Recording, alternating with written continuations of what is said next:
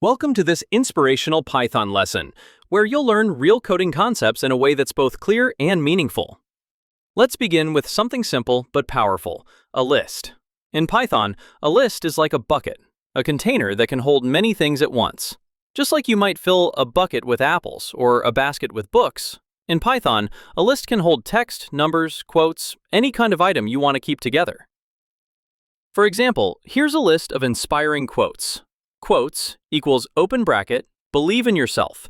You are stronger than you think. Every day is a new beginning. Stay curious and keep learning. And small steps lead to big changes. Then we close the bracket. Each of those quotes is like an item in our inspirational bucket. We can use them anytime, one at a time or all together.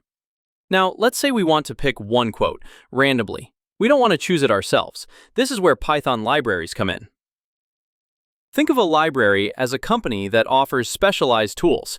When we write the line import random, we're saying, hey Python, I'd like to contact the random company. They have tools I need.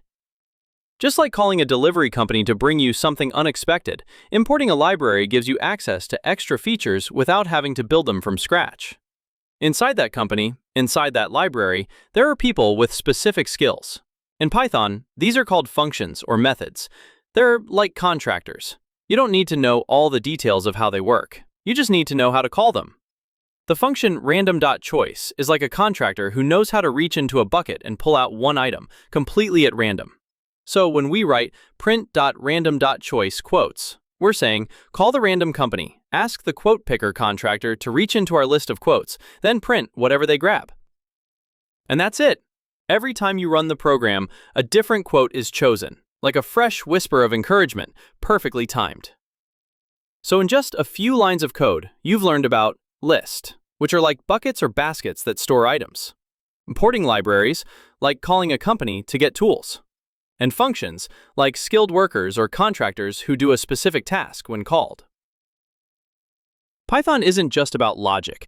It can also be poetic, expressive, and deeply meaningful. You can use it not only to build software, but to share encouragement, spark creativity, and make small moments of magic. Keep learning, keep exploring, and remember, code is more than a tool. It can also be a gift.